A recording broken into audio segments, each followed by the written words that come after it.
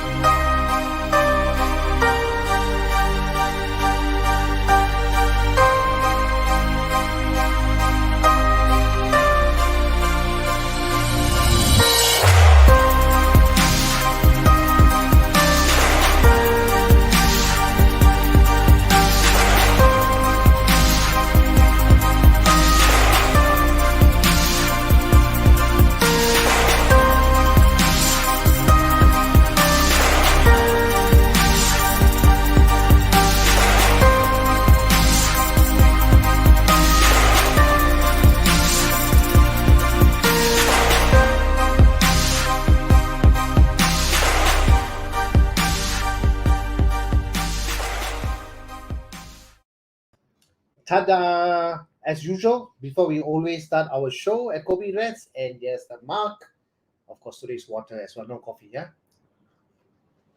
All right, so welcome to another exciting session today with me in Kopi With Vans. And we had a great discussion just before going live, and we had a couple of people that's going to come on board and talk with us today at Kopi With Vans. And the topic is very simple. The topic is with children with chronic illnesses, and also to look at the mental state of the parents. So we will be having three parents on board with us: Jasmine, May, and Anil Das. All right, each of them are going to share their experiences. They're very outspoken speakers as well, and they're going to share their experiences, what they are going through with their lives and with their loved one, of course, their kids. It requires a certain caliber. It requires a certain, what shall I say, a kind of character. They want to come out and speak about this, and being the host of Kopi Events, I think it's my great pleasure to have them. But also giving a great appreciation to Hwa Chong Institution. We have two of these young, smart students who are joining us. So let's call the first one, Justin. Where are you, Justin? Hi. Hi Hi, everyone. how are you? Let's Hi, I'm call Travis. Hi, Justin. Travis.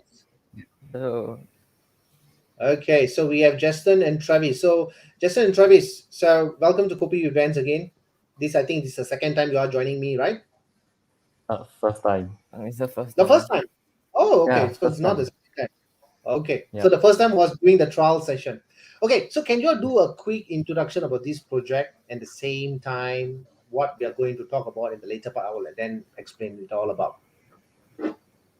Hi. Okay. So we are Project Euphoria. Our project is called Project Euphoria, and we are aiming to support children with chronic illnesses.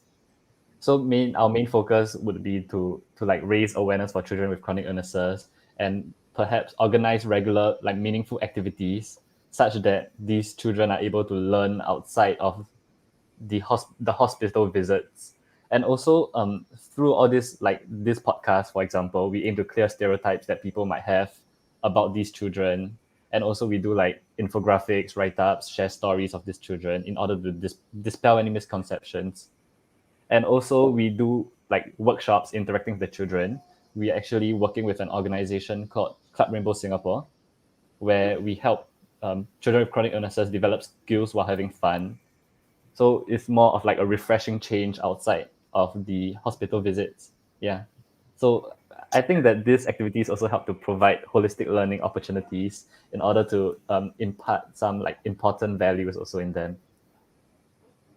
All right. Thank you, Justin, for the introduction. Travis, do you want to do any introduction about yourself or about this project before we start on to the real talk session today? Okay, yeah. So I'm Travis from Project Euphoria, and I think Justin has mentioned like I think most of what our project does. So, mainly for my role in the project, I'm in charge of the publicity and designs, and I also handle the social media pages that we use to like raise awareness for the plight of these children with chronic illnesses. All right. So thank you, guys. so it's now ready to jump in.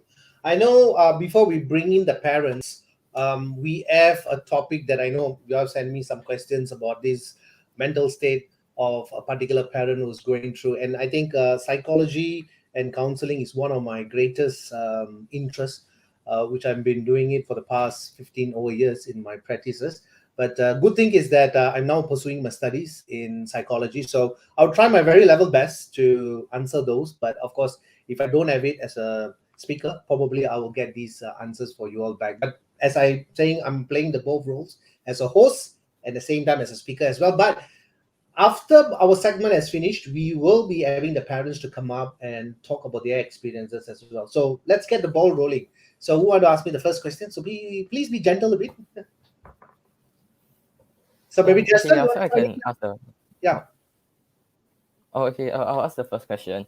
So, yeah. like from our research, we have like done on like the children with chronic illnesses. We have identified some of like the physical impacts that the families face, such as having significant confusion, social isolation, and major expenses when they have to like send their kids for frequent hospital visits. So, now we want to focus more on like the psychological and mental health impacts on the parents and the extended family.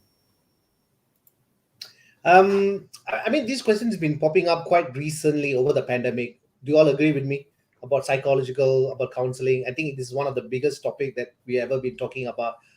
Given the opportunity, what COVID-19 has done to majority of the people, but I want you all to take a little time off and think about those parents who the amazing thing about the parents is who has a children with chronic illness. If you speak with them, you probably will understand there isn't any more weakness, there's any more fear, there isn't any more, because they have overcome that.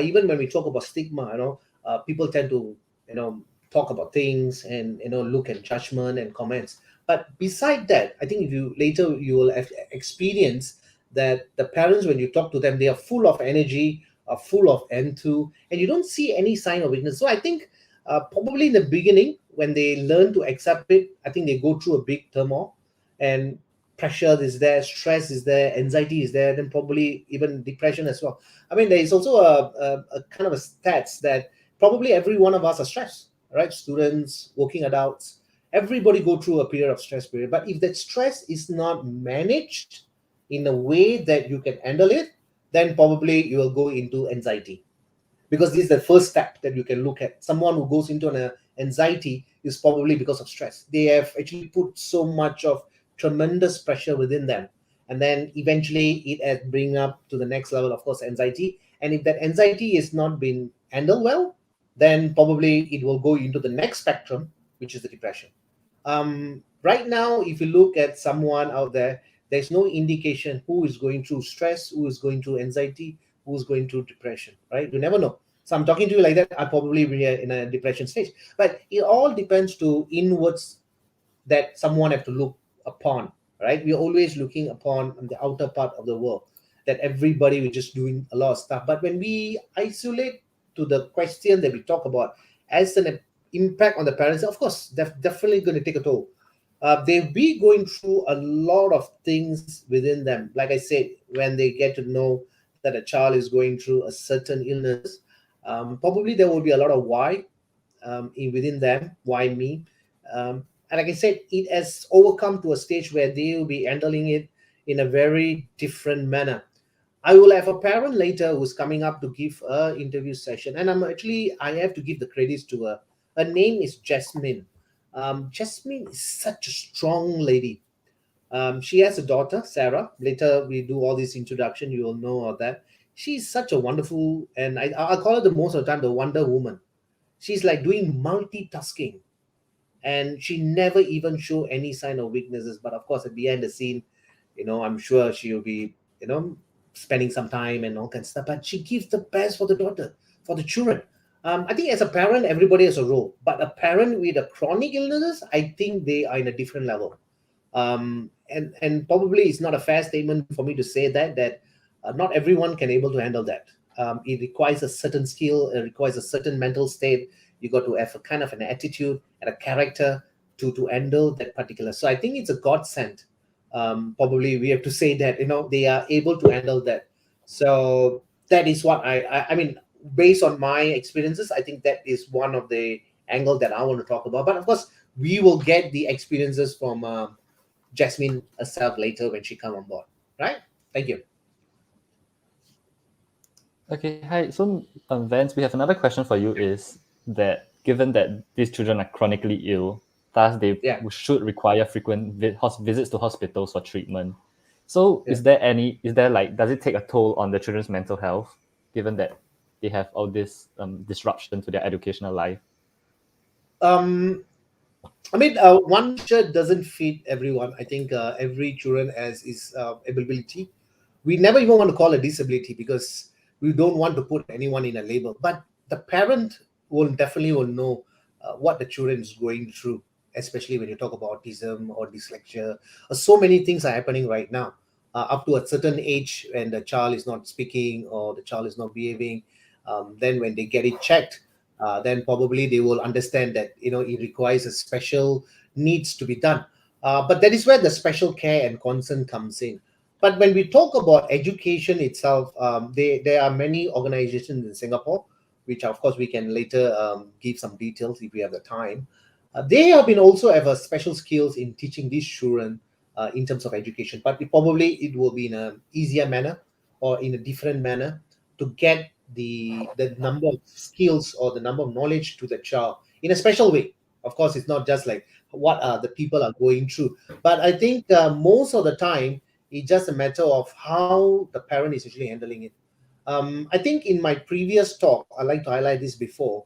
Um, I think that many years back, I was in a restaurant and I saw a family, particularly a boy who's about, I think, maybe about 14, 15 years old. He was jumping around, right? The parent is trying to control him, the dad is pulling him down, and the boy is jumping around, moving around. So one look, I know that boy is a special need, right? But the amazing thing is people around it are giving judgments. Oh, look at it, the parent is not controlling. Oh, can you please quiet? So you see, that probably is not the first time the parent is hearing that. So not everybody looks in a different way of thing is. I might be holding on to the mark like this, right? If you all can see the camera. And I tell you about this, Justin. So, Justin, can you hold the mark? Hold the handle. Hold the handle. You can't because the handle is I'm holding it. So it's my perspective of looking at things.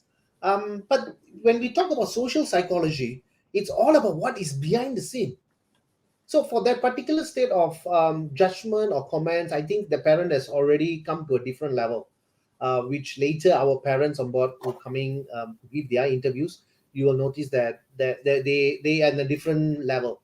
The way they speak, the way they are much more overconfident than a normal parent is. So that's what I will call them. They are super parents, superheroes, mom and dad. Yeah. Thank you. Okay, yeah. So So who's gonna ask me the um next one? Yeah. me, yeah. So you mentioned that there will be a lot of like social stigma when these children are in public because of maybe the way they act or like how they look. So we talked about like the psychological impacts that the parents face, but what do you think are some of the impacts that the children themselves face after being on the end, like being at the end of all the discrimination?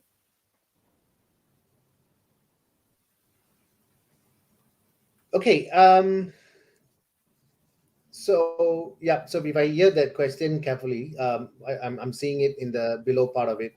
It is not as easy, all right. But whether the child understands or not is another question. But definitely the parent is understanding it, all right. The parent is going through it, and I think the biggest, like I said earlier, it has come to a different stage where either the parent may go and inform them, said, "Look, my child is a special need child, so stop giving your comments or stigma."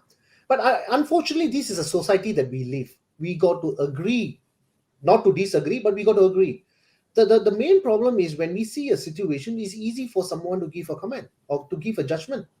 All right. And if you have recently seen in the past 3 6 months or even the 8 months, we've been going through a lot of stuff, right? A lot of issues are coming up which we have not seen, or maybe there is but there's not much of it. But right now it's becoming very I will not say norm, but it's coming very frequent. And I think because of it's got some kind of stress. It's some kind of pressure that they are facing it. And I think this particular question, I would love to leave it to Mom Sarah. I think sorry, Mom Jasmine, because she will be the best person to explain that. You will listen. You got to listen to how she speaks. All right. All right. So let's go on to the next question, because we are a little bit running on time, because we have three more parents to come in. So I think I will Okay. able to take another one more.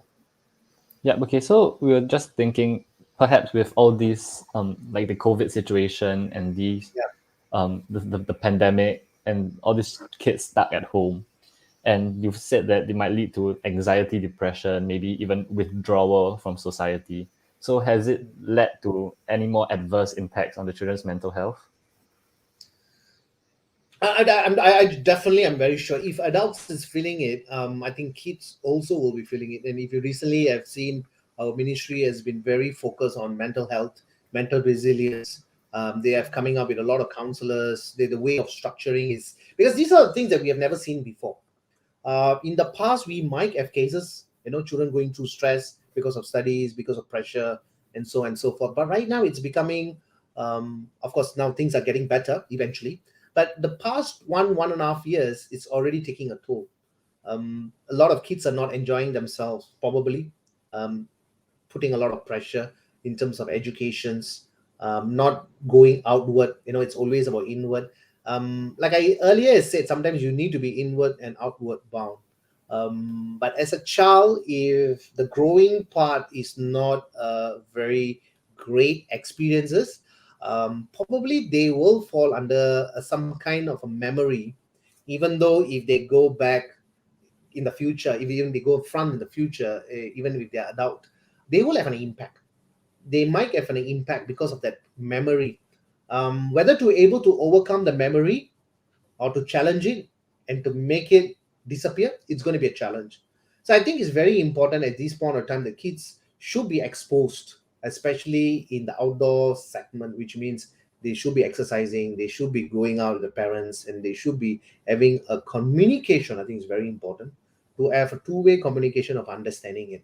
And also as a parent, they always want the best for the children. So there are certain kind of pressures are there.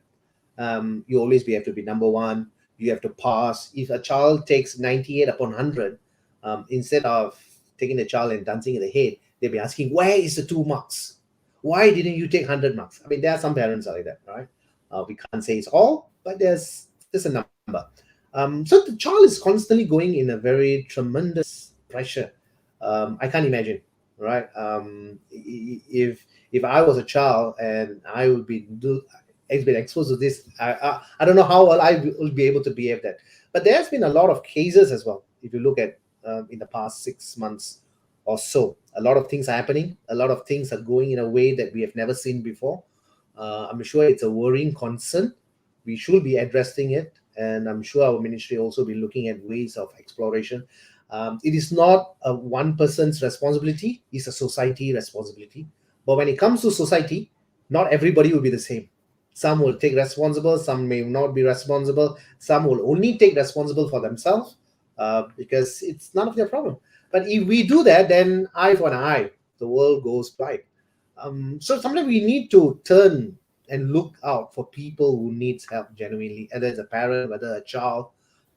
We need to play an active role in the society. I think it's very important. For an example, I mean, I'm sure you guys will do that as well. I mean, if you're driving or if you're walking by and if you see someone get injured, what do?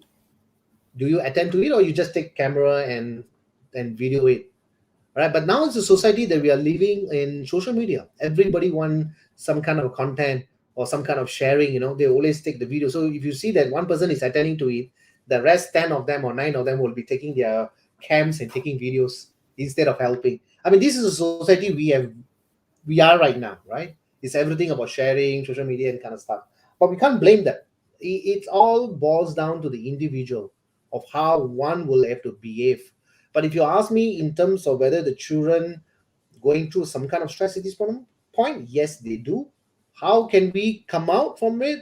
There's a lot of exploration that need to be done, and this issue has to be solved now, not about later. So I'm sure everyone in the school settings or even the parents should take responsibility. It's not just a school problem, it's a family problem as well. and the society as well. But unfortunately, society, we don't have a control. In the school settings, you can see things are changing. In the home setting, have to be changed as well. As a parent, if you're not responsible, then your child will not follow you as a parent. I mean, the role model. So yes, it does take an impact as well. Is there any more question for me, guys? We see also a lot No. of messages coming in. Thank you so much. Okay, so if we don't have any more questions, then I would love to invite the first speaker, a parent, which I always say the Wonder Woman. So Jasmine. So let's bring Jasmine up. Jasmine, come up here. Hi everyone, I'm Jasmine. Yeah, maybe I'll do a short introduction of myself. I've got two kids. The older one is a neurotypical kid. He's schooling in mainstream school, whereas my little girl, she's 9 years old this year. Her name is Sarah. So Sarah has got more medical challenges compared to her koko. And she's currently attending a special education school. Thank you, Sarah. Thank you for the quick introduction. So I have two boys here, Justin and Travis. Both of them from Hwa Chong Institution. So they're going to have a couple of questions for you. So I can sit back and relax. So maybe we'll start out with Justin first. Justin, your first question for... Yeah. Hi, Jasmine. Hi. So we were just wondering. So just now you mentioned that your child is part of the rare disorder society, right? So given that your child has like a rare disorder and all the symptoms might be like sort of pretty common, and the rare disorder might be sort of disguised and not be able to diagnose easily. So how then was your child's illness discovered and diagnosed, given that it's not well known? Okay.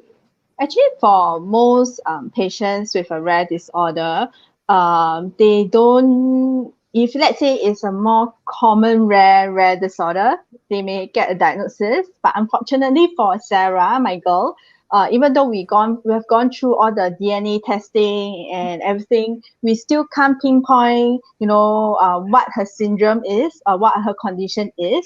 So Sarah is undiagnosed. Okay, and basically for Sarah, she's non-verbal, non-mobile, she's tube fed. So even at age 9, right, she can't really tell you what she wants unless we start asking her things. Yeah, so she doesn't have a known diagnosis, but generally what we do for her is to help her to thrive according to what she needs. So if she can't drink via mouth, that will be tube via from stomach. And if she can't breathe properly, she will have this hole in the throat to help her to breathe. Yeah, so. Okay, yeah, I can ask the next question. So, like Justin mentioned, you and Sarah are part of the Rare Disorder Society. So we would like to know how being part of that society has helped you in your journey as a mom with a kid with chronic illness. I think just now Vance actually summarized it pretty well. Is actually how you manage stress, and managing stress. When you are faced with such a situation whereby you are being thrown into the deep sea, right? Like you don't exactly know what's happening to your child, what you're gonna expect from a child in the future. But being in this community actually allows me to meet other parents who are actually also in the same kind of journey. So I actually do learn from older parents, from their experiences, even from other. Right now Sarah is 9. I'm also learning from the newer parents whose child is being newly diagnosed. So in a way, being a community, we can provide this kind of emotional support to one another. And I think ultimately the message that we want to bring across to all caregivers out there is that we are never alone in this journey. It really takes a village to raise a child, what more a child with medical needs. So don't isolate ourselves away from the public. Don't isolate ourselves away from the community. Just, as much as we can, we should actually step out and say that, hey, look, so what if I have a child with a rare disorder or more medical challenges? We are here, I mean, even though she may have a medical condition, what's wrong with it is the way she's been taken care of is different from the rest. But ultimately she's still a human being. She can feel, she can understand, just that the way she expresses is different from others. Okay, so next question for Jasmine, either Justin or Yeah. Travis. Yeah, just so we were just wondering. I think you addressed this pretty well, but we were wondering how important do you think it was to be a part of a wider community that you can empathize with? But I think you've summarized it pretty well in the previous question already. So maybe do you want to give like some examples of y'all supporting each other? How do we support one another? Okay, so basically, like in RDSS or even for myself, I'm actually in various like WhatsApp chat group. Then each, like I have one that's all mummies chat. So for this chat, it's really specifically for all the mummies, and then we can talk back about husbands. No, I'm just kidding. Okay, but and then in RDSS we have a RDSS WhatsApp chat group. Like for Sarah, she's on trichostomy, so we have a trachea chat group. So each chat group actually serves a so-called a different kind of like emotional support per se. I mean, ultimately what we want is parents, caregivers, they have an outlet to so-called like, to share about how they feel. By sharing how you feel, you're actually releasing the kind of stress that you're undergoing.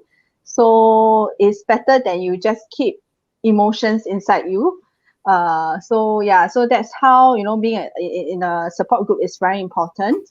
And the thing about empathy, uh we actually, yeah, you're right, we don't need sympathy from the public. What we need them to do is to understand, like, maybe sometimes actually we're more than happy to share with them what happened to our kids. They can always come up to us and say that, well, what happened to your child, and then we can educate the public from there. Even like kids sometimes, they are very innocent.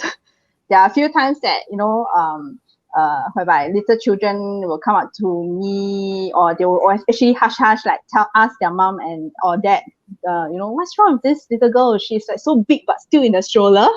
Then if I happen to hear it, I'll just turn and smile at the child and see what the parent reacts. Yeah, I mean, it's not how we react is important, but it's actually how the parents react is the most important. If they take this opportunity to actually, to educate their child, saying that, oh, look at this Jeje, maybe this Jeje is not well, that's why the Jeje is actually in the stroller. And yeah, so actually the parents should take out the responsibility. I mean, don't shun away from like having to explain to your kids why there are special needs kids out there. It's actually a great educational opportunity to teach your child what there are different kind of people in our society. Yeah. Okay, And I another think I question want to we add something here before the guys ask any more questions. I mean, there's quite a number of people are watching this live, and there's a few questions that's coming in. Of course, we will address that. But I know Jasmine for about almost, I think, about 2 years since the COVID. I was actually the host for one of their events for the Rare Disorder Society. The way I look at Jasmine is because of Sarah, she have to do a suction for the daughter every 15 minutes, if I'm right, or Yeah. if I say that earlier, right? 15 minutes.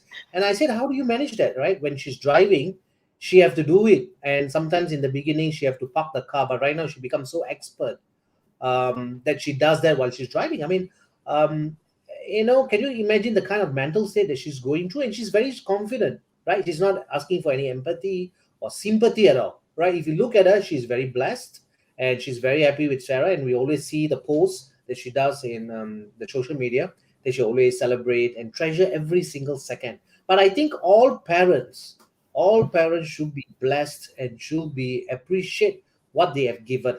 I know sometimes in life that you always want to ask for what can I get next, or why is comparison always comes in. But I think from Jasmine and Sarah's, we call it beautiful girls, right? You can see there's such a huge amount of love there that is can't be separated.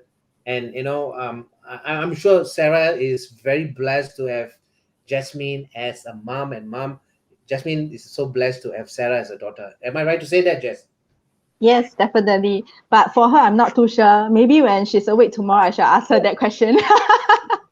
Okay, so she will be looking at you and like winking her eyes.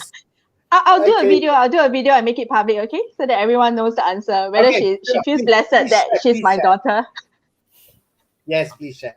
Okay, we have one more question for Jasmine before we can call up the another parent. Guys, do you have any question for Jasmine at this point of time? Okay, yeah, okay, so maybe to round everything up. So you said that you're part of like a larger community and maybe like many different support groups, right? So apart from that, do you think there's anything you did on a personal level that helped you stay strong and positive throughout like bringing both your children up? Hmm, maybe I've asked myself one question: what is it that I want in my life? I think that is to be happy. So, um, so I always ask myself lah. I mean, like, for everything that I do, I always look at a more positive side of that thing.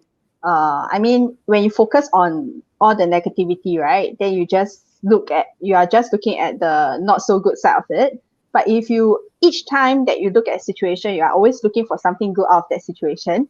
It actually helps you to become like more positive and happier.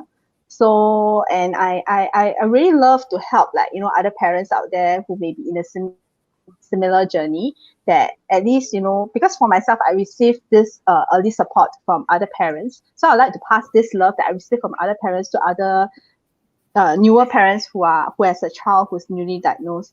So ultimately is, finding a purpose, a self purpose in life, and really, as an individual, we should always focus on ourselves first before we are able to, give that much love to other people. So yeah, really, have to take care of our own health, our own mental well-being, before we can even start to help others.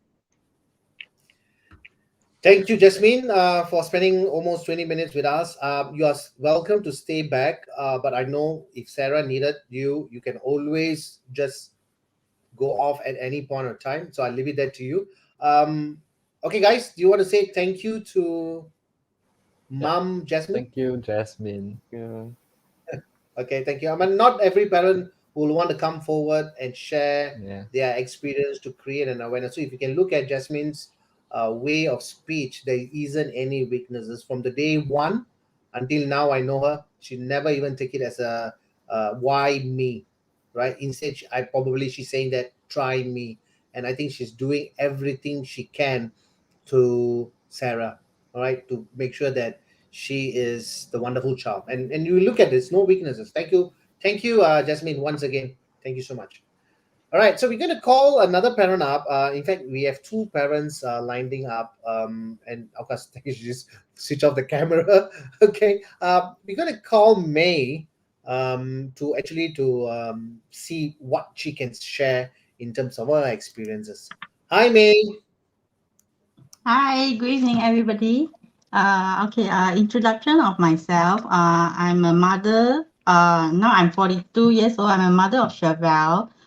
She's a miracle child. She's born with alpha major thalassemia. So if you go and research alpha thalassemia major, there's hardly survivor. I believe I think she's the first in Singapore, and she's a miracle child. And she's currently going to be 6, and she having I could say that she's considered meet special needs.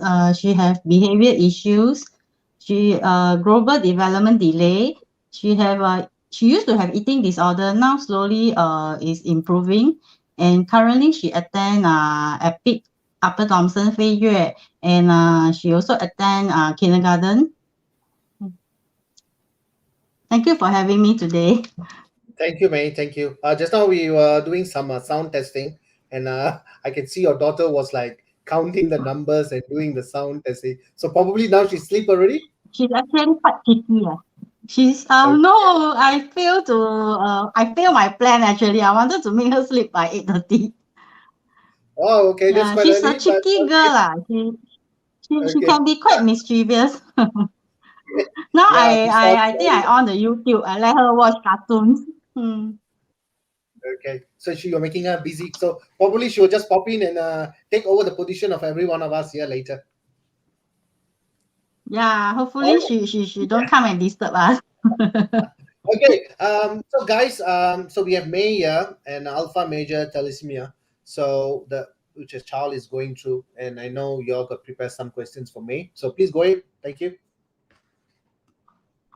Okay, so something that I would like to ask is, because you said that your daughter is a miracle child, right? So when you heard Yeah. the news, what was the initial reaction to the diagnosis, and like what was the how do you handle it from there? Okay. Actually, I have a pregnancy complication at week 22. Then I think I need to transfer to KK hospital because consider a high risk pregnancy. So the group of doctors will make me go back for blood tests and scanning every week. A team of doctor and professor in charge of a high risk pregnancy. So at the week 27, she need a fetus blood transfusion. Means that the baby inside my womb, they doing the blood transfusion, which the professor and the doctors, group of doctors share with me that they hardly done this practice. So I'm actually quite fortunate because I didn't hesitate very long. I consider for maybe 2 weeks, then I agree to do the procedure. Because when I actually raised up my question in a motherhood forum, there's a lady also happened to be at KK. She shared with me her experience. She lost her child because she delayed for the blood transfusion. It's called fetus blood transfusion. So when my child was born 33 weeks 6 days, she was a premature baby. Because I having high blood pressure, so they need me to admit for emergency C-section. So she was 1 month in NICU and later was discharged. She was born 1.4 kg, so it's preemie. It's quite challenging to take care of a preemie. It's very tiny lah. I would say that 1.4 kg is super tiny but it's actually, to me as a new parents, it's like, I mean, it's like I have definitely a lot of challenges and worries, all that. Yeah. Okay. So it's like roller coaster for us. It's an experience. It's a roller coaster experience for us. May I want to ask you something here, which of course we haven't prepared any questions for you. Um, whenever someone hears something they do not want to hear, I mean, it goes to everyone, right? Every one of us always welcome the good news. But someone who hears something is not good, I mean, of course, obviously the mind, the body, everything breaks down.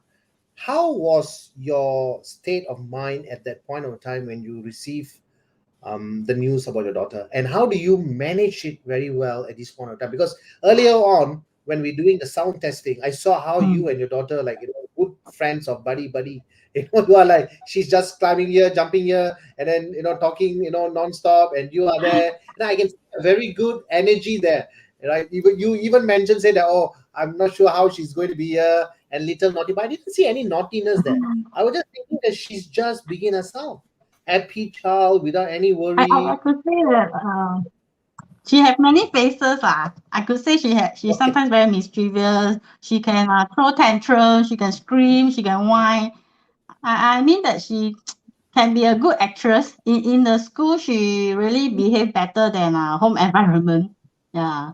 Okay. And okay, when the doctors and the group of doctors announced actually what happened to her, what her actual diagnosis, that was 1 month later when she discharged from NICU. They took our blood test and retest it. Then they found out that, oh, she's a major alpha thalassemia.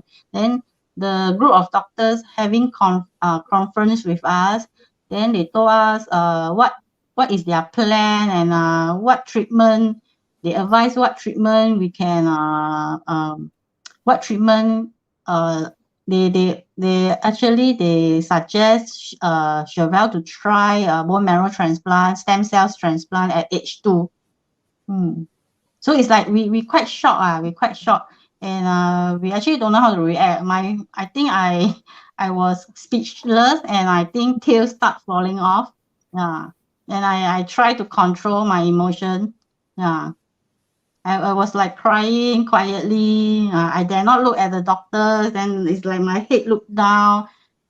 I think it's a normal reaction. Thank you, Maeve. Thank you for sharing that. Yeah. Boys, do you all have any more questions for me? Yeah. We can take one more question for me right now.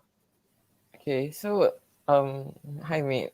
Throughout like the upbringing of Chevelle, do you notice any like stereotypes against maybe her or yourself also? Sorry again. Any like stereotypes, Sorry again, discrimination? your question. Throughout Okay, Yeah, I think, definitely have. okay, May. What I think Yeah, definitely have. Travis is asking you is, when you go out, right? I mean, of course, your daughter is she's been herself. I think the problem is not within the child; it's the problem with the society, because society always give all kind of comments. So, how will you behave, or how have you behaved when a parent say, "Oh, look at this," it's easy for people to talk. All right, that's why we shouldn't even bother about what is people are always talking.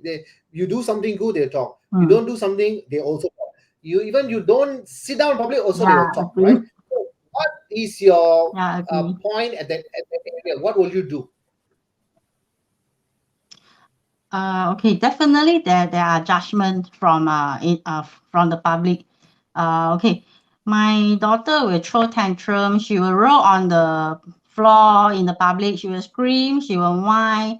Like whenever she can't get the things that she wants, she will misbehave. She will scream, whine.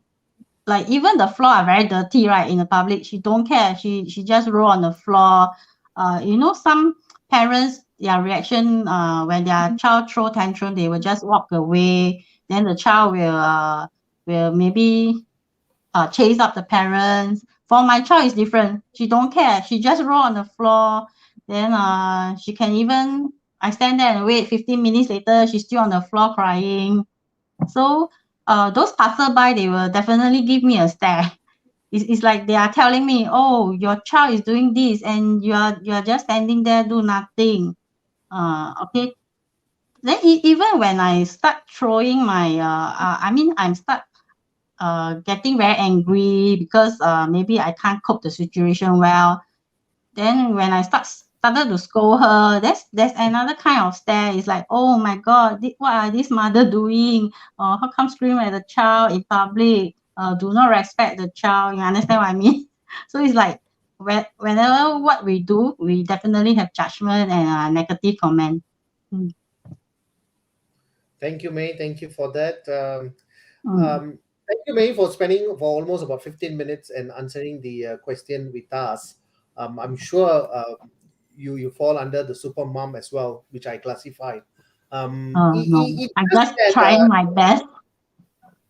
it just that I personally feel that society has to pay a little bit more love. I think we live in a world where we are always rushing for everything, that sometimes we don't even tend to forget about ourselves and other people. And I think it's going to be better, or it's going to be worse, we're not sure. But looking at your state of mind, I think that is very important, because you are positive.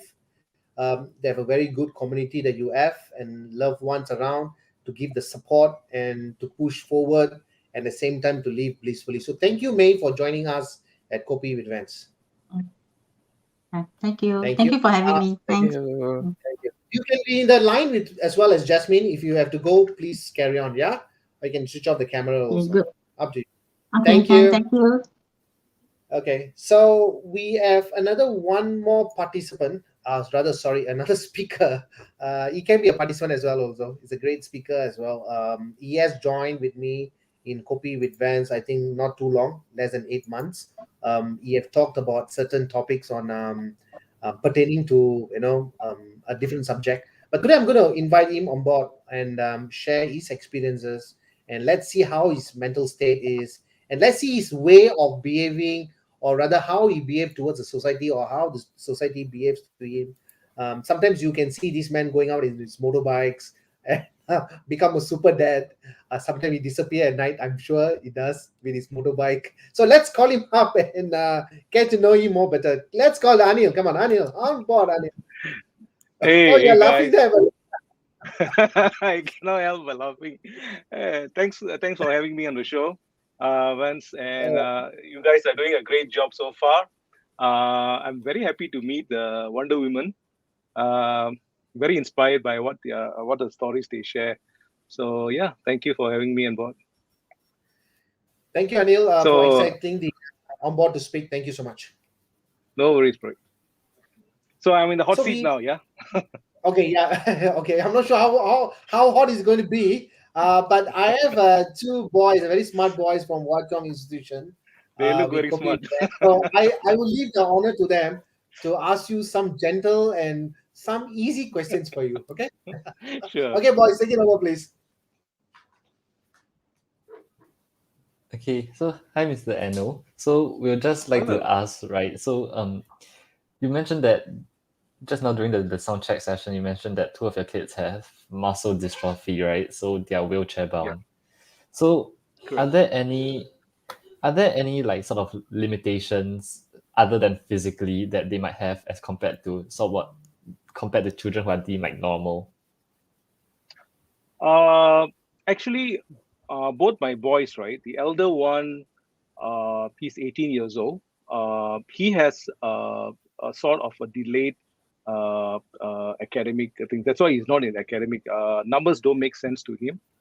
Um, Whereas the other one is the complete opposite. Whereas my eldest son is high on EQ, my youngest is high on IQ, and he's a smart guy, and in fact, sometimes even too smart for his own good. So both are eccentrics. Both are eccentrics, but they basically are normal. They are like normal kids, except for the physical, what do you call, limitations they have. They are very normal kids. They like everything other kids like and all that. Uh, they are pretty well behaved actually. Both of them from young when they are growing up, pretty well behaved. So never really had uh, big problems with them.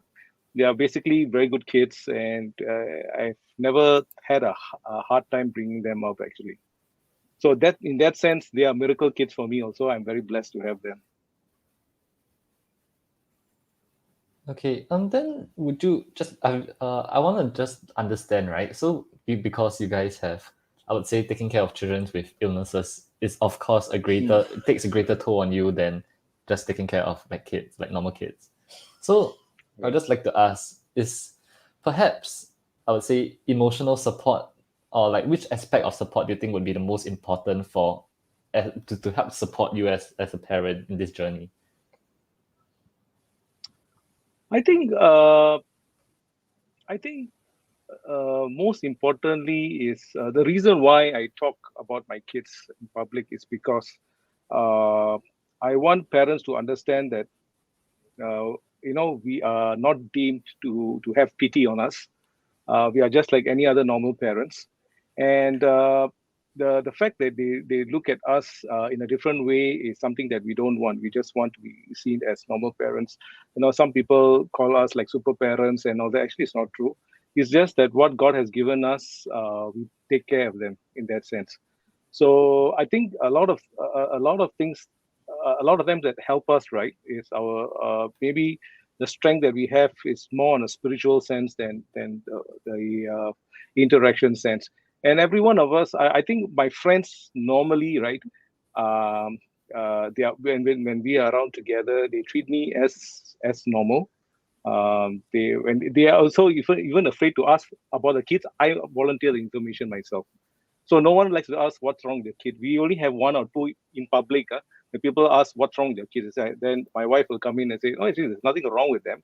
They just have this condition called muscular dystrophy." And muscular dystrophy is a very rare disease as well. So on our part as parents, right, it's our duty to actually educate the public what is Duchenne and how you can be with kids with Duchenne and treat them as normal. They are actually very normal kids. And they go to a school in CPAS, and they're also associated with the Muscular Dystrophy Association of Singapore, which is an organization that support kids like my kids. So they are doing an excellent job, and they don't feel like they themselves feel like they are just normal kids themselves. Maybe sometimes when they see the normal kids, right, running or something like that, I know deep inside their head it's going through. I wish I can be like them, but they are pretty normal kids in the sense that they have accepted what their condition is and just to live with it. Did I answer your question? Oh, there I go. Daniel, I mean, I'm going to hijack here from the boys for a while.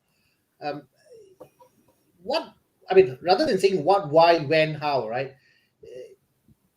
I'm sure you are a believer of God, and at this point of time, there may be a lot of whys in the beginning, right? I would not be able to imagine, all right? I would not be able to have that kind of confidence how you are sitting in if I were you, all right? So it's never easy to be in the position of a person who's going through. Like what you just met earlier, right? Jasmine was there, May was there, but in the normal context, a lot of people are always comparing about themselves. Oh, my kid is like that. Oh, my kid is very naughty. They tend to be, taking it for granted. But how you manage your mind?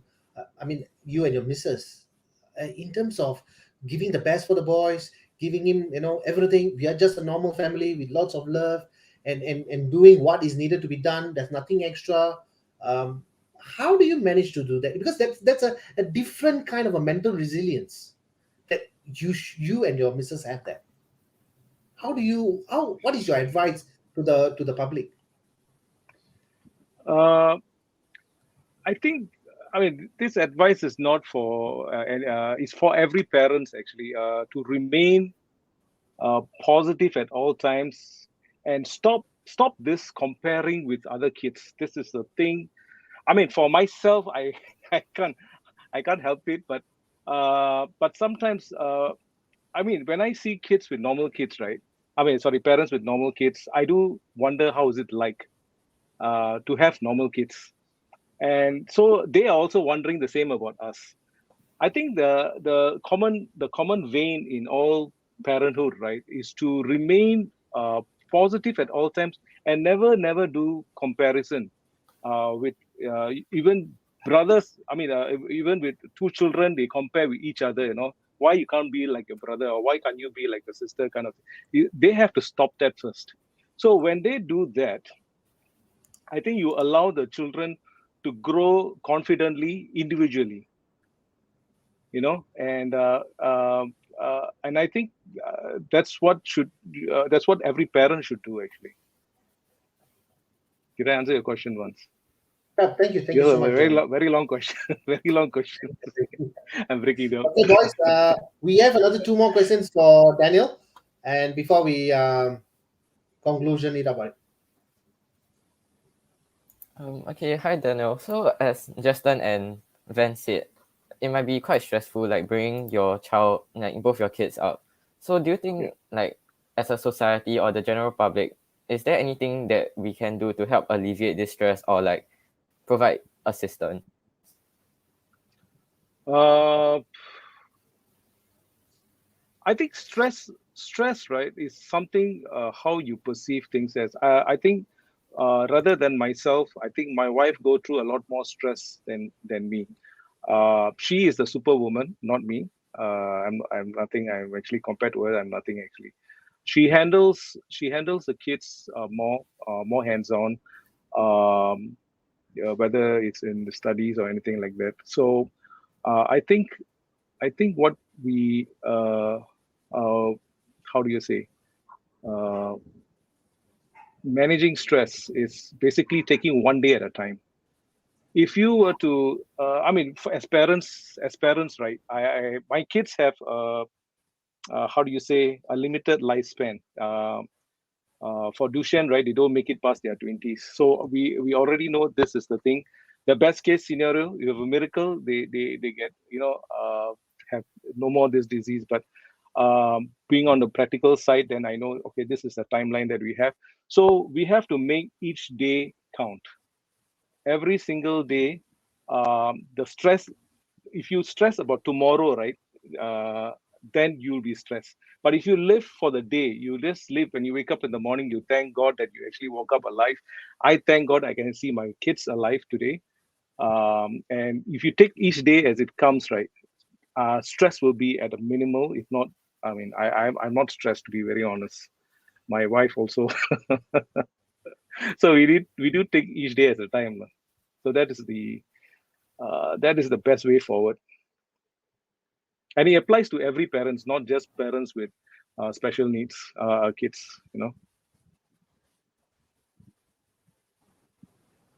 Yeah, okay, understand. Thanks, Daniel. So I got like one last question, which Yes, is bullying a problem in school for your kids? not at all. Both my boys, they started off in the primary school, normal school, in Pasir Ris itself. Both kids went through the normal stream with the kids, and both of them actually exhibited walking problems. They walk with a gait. In fact, my second one was already in a wheelchair when he was in primary one. That was actually quite fast. And all the kids, they were so nice. They all take care of my boys. That I mean, somehow or other, there's a grace, right? There's God's grace on my kids. They have never been bullied. In fact, my elder one, he was a little naughty. There was this boy who was with him, and he was a bully. Actually, he bullies other kids, but he doesn't bully Ryan because he recognized that Ryan is a special kid, and he took care of Ryan. So. I don't know. They have never been bullied in school, so they were good schools, lah. So I don't. It's a neighborhood schools in Pasir Ris, but they really took care of my boy. So I don't think they never had this issue about bullying in their life so far. Thank God for that. But honestly, I would not know how would they how would they tackle a bully in their life. But yeah, so far not an issue, lah. They are good kids out there, you know.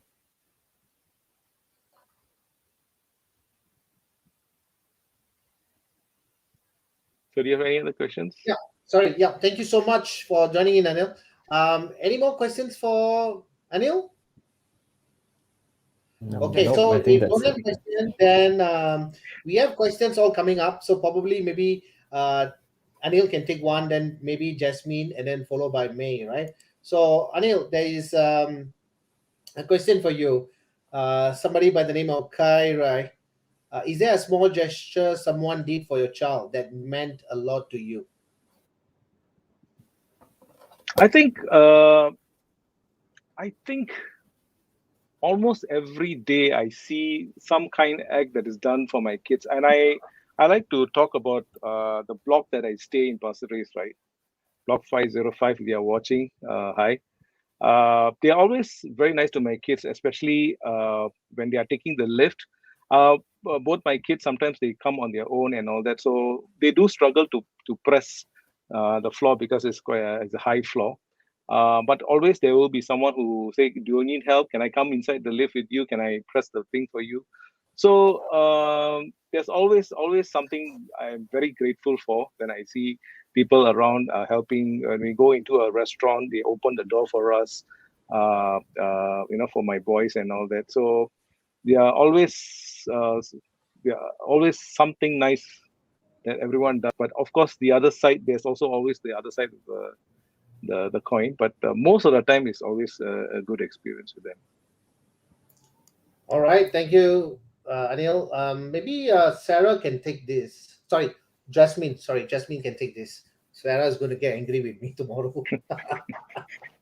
Where is going on? Okay, so Jasmine, so probably you can answer that. How is Sarah is coping up in the school, or even with friends, and even in when she come back home also? Okay, so is there a time for us to bond? Is there a meaningful? I mean, when it comes to bonding with Sarah, right?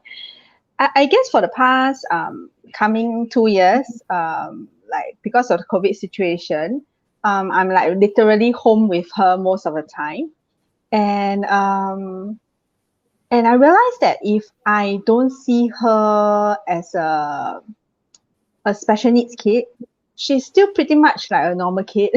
She will like, I think because now that I'm with her 24/7, I truly understand what she wants, what she doesn't want.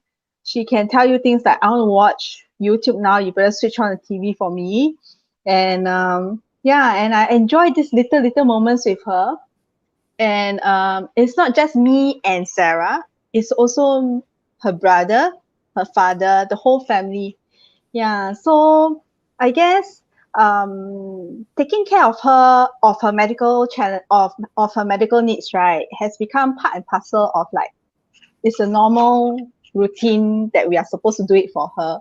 So I don't really care about that, you know. So what I want is to really spend that time with her, trying to understand her more and helping her to achieve that independence that she can achieve so that in future, if me and my husband are no longer around, at least she's able to live independently. Yeah. Thank you, Jasmine. Thank you for that. Thank you, Anil. We have a question for May from one of the participants here. Sorry, from one of the people. Just let me just pull out that for you. May, what makes you stronger? What is your advice to all mums? Okay. My advice to all moms, stay calm. So if you need someone to talk to, please find help. Okay, for the past I could say that for the past few years, I was always facing all the situation, facing challenges myself because my husband is a sole breadwinner, and I do not know there is a support group in Facebook or WhatsApp group. I do not know there is all those group chat that can support me, and I it's like baby step. So it's like maybe today I can't make it, tomorrow I will do it better, I will try again. Then I will try to read like Pinterest, like ways to cope with behavior issue child, or maybe she's having global development delay. What can strengthen her motor skill? Okay, she also having speech delay, and I also did research a bit. I will say that I need to find solution to help her in order to help her also to help myself. And for anger management, right, I could say that all these years, I could be every day very angry with her. And I can angry, I can like, my whole body is shivering. It's like, I can uh, feel the like, it's like my blood pressure is always on the high side. Okay, only last year, I'm so glad that Epic psychologist stepped in to help me and teach me some ways to deal with my daughter. Okay, it's quite amazing. It's quite amazing that they are not mothers themselves, but somehow or other their ways did work. And I won't say always work lah, but I will try and error, I will try.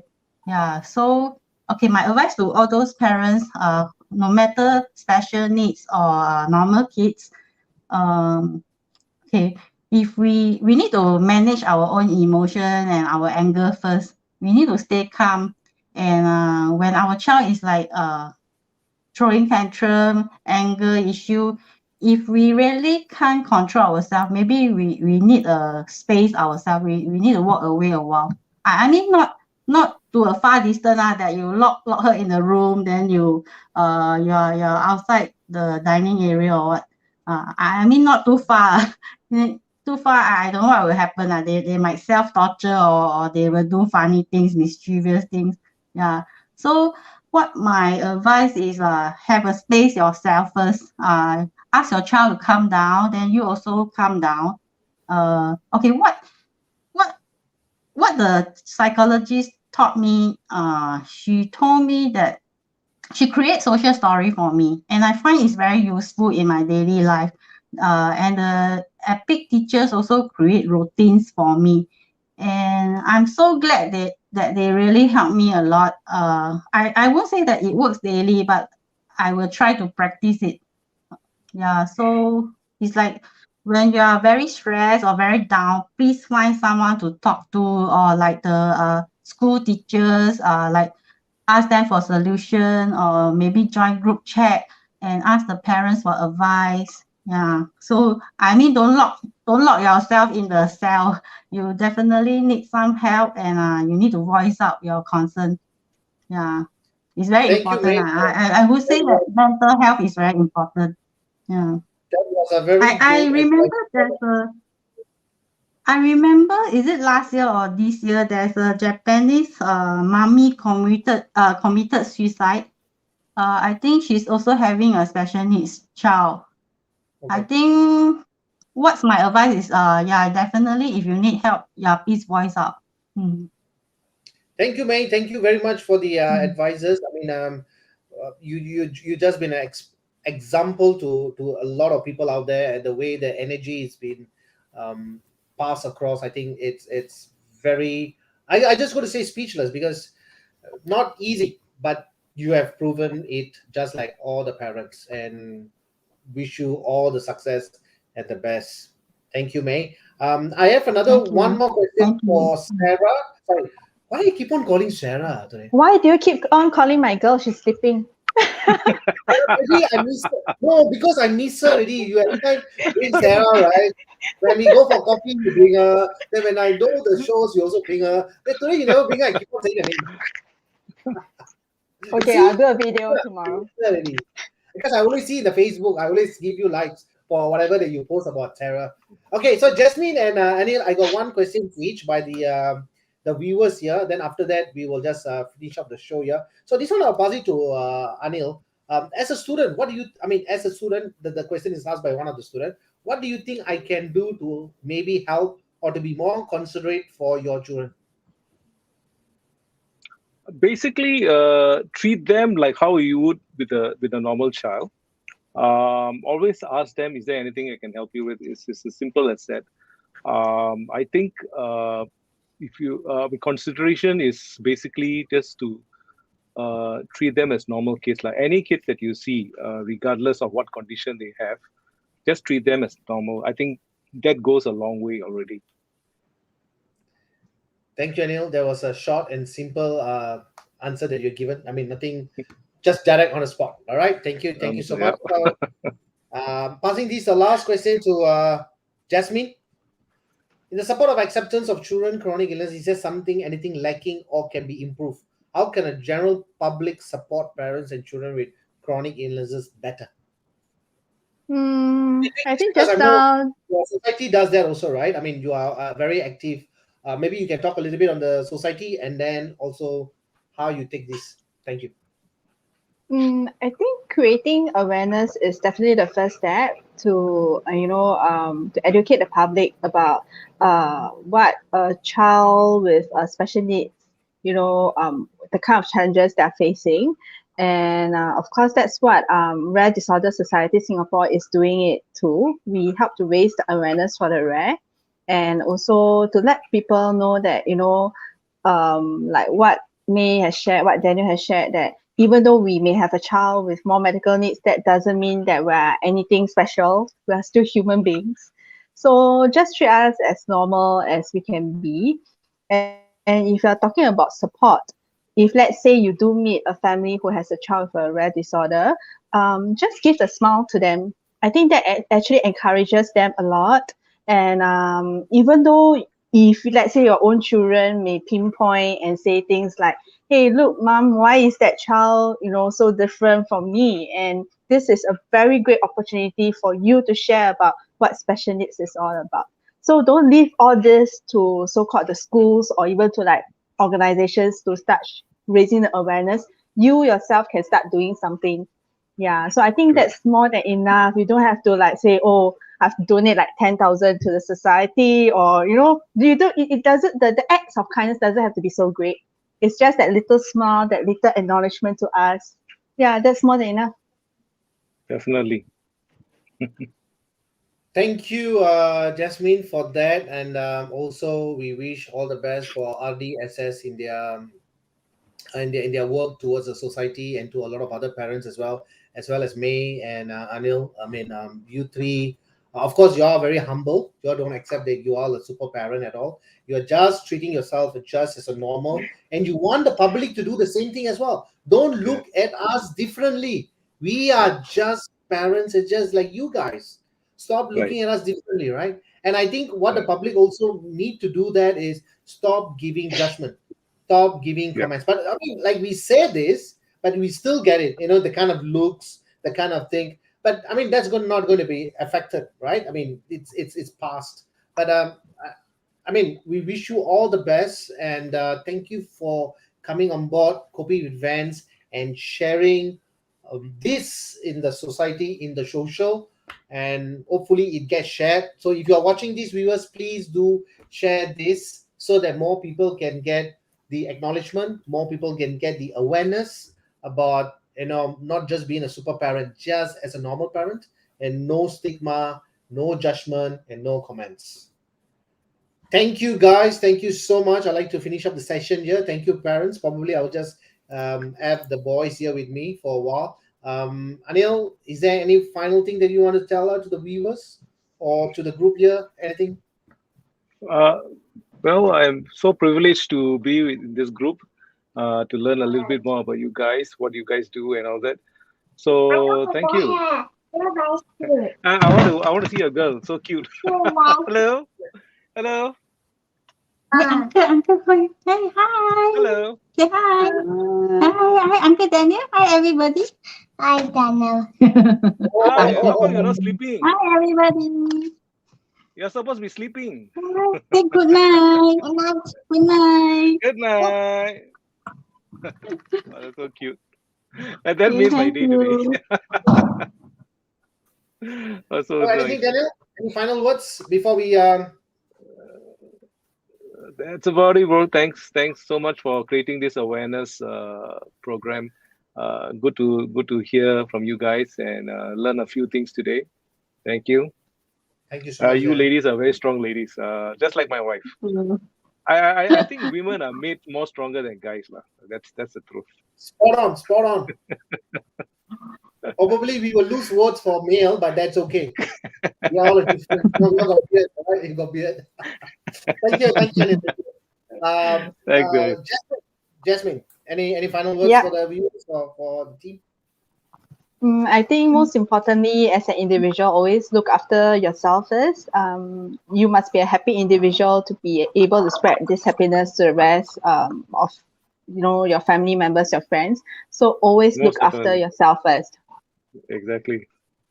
Thank you, Jasmine. May, any final words before we close this session today? Oh, yes, definitely.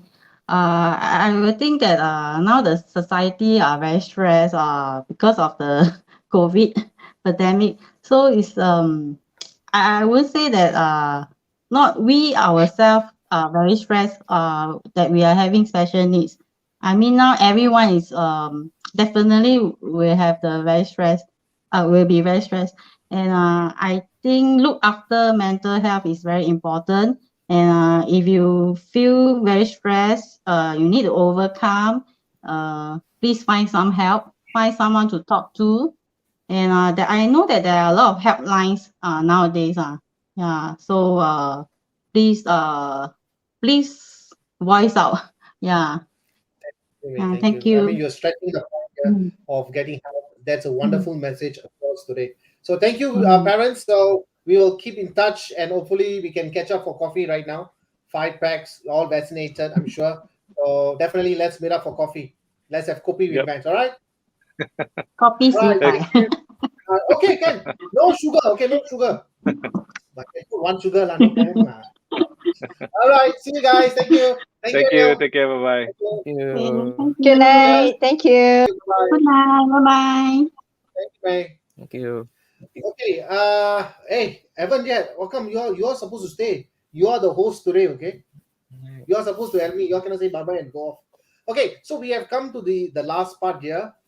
So we have Justin and Travis from Hwa Chong Institute. You have the honor of asking questions. What do you, just in 1 to 2 minutes, let's start off with Justin first. So Justin, what do you feel from the session today after speaking to the parents? I think this session has really gave a different perspective in looking at these children. So actually, before embarking on this project as a whole, I didn't think that I could impact this community much as a student, because they are a big society.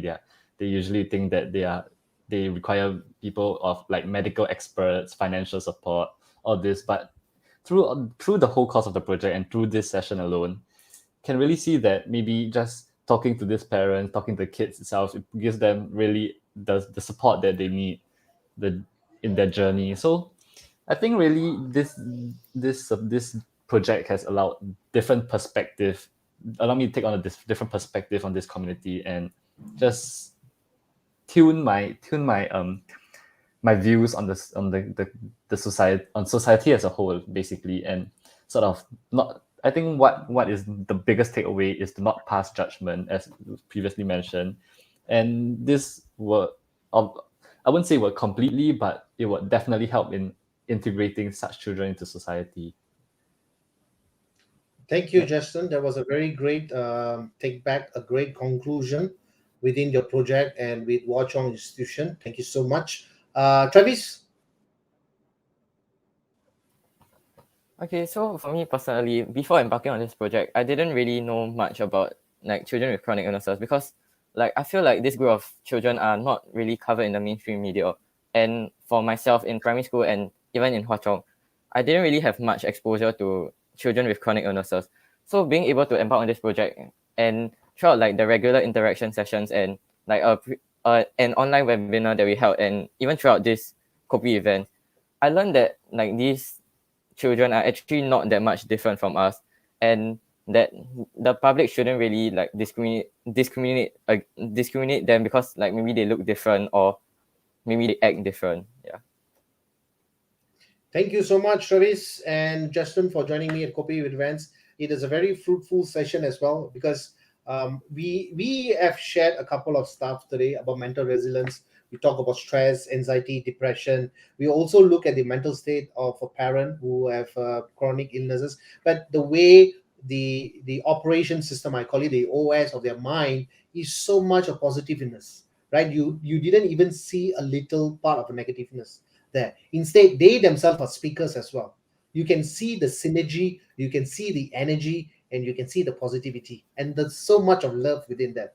They didn't even see any weaknesses there. And that's probably because they have already done back then, which is already they push it and trash it and burn it off. And now they are very strong in terms of providing the best for their children. If all parents are like that, I think this is going to be wonderful. And we should stop comparing. We should stop judgment. We should stop stigma, right? If somebody is bullying, they are the weakest people. If somebody is giving stigma, they are the worst kind of people in the entire world because you're always thinking that you are better than the others. So definitely that particular person has some underlying issues, right? But I think as a society, we can't change. The only person that we can change is within us. If we can change this person within every one of us, that is good enough because we just have to go ahead of our path. Who is coming, who is not coming, that doesn't matter as long we are going ahead. If you see people, we can bring them along, but if they refuse to change, just leave them where they are and just press on. With that, I'm going to sign the both of you all off. Thank you so much for joining at Kopi Events, and we will catch up again for our next segment on a different group, on a different topic. Thank you, Justin. Thank you, Travis. Thank you. Thank you so much for having. Oh, sorry, you went off already. All right, so thank you once again. It's my great pleasure of joining me as well as joining as a host. I always learn in every of the session. It's always a mind-blowing session, right? Nothing has been scripted. There's just a little preparation, just maybe the last 15 minutes. I don't basically believe in preparation because then you become very rigid. then you have to follow certain rules and regulations, which doesn't, because Kopi With Vans is all about creating awareness, spreading the information, and learning through the journey. So with that, we have a Justin and Travis from Hwa Chong Institution. Thank you to the two boys, the two students, very smart students, as well as to the institution as well, and to the parents of Sarah, Jasmine, and May and Anil. So thank you so much, and we will be back again next week on, in fact, a very interesting topic that we're coming in. We recently embarked on a new mission. So we are going to bring in a lot of projects as well together. We're going to talk about nutritions. We're going to talk about exercises. We're going to talk about mental state. We're going to do reviews on cars and bikes and a lot of new segment that's coming. And that's one of the reasons why Kopi With Vans was off for 1 week, because we're doing a full renovation, which means I'm turning the whole room into a studio. That's right, you heard that. So we will be coming back again next week on a different topic with the same host. Oh, sorry, it's not there. It's here. Okay, with Kopi With Vans. Right now, I'm signing off. This is Vans. Ciao.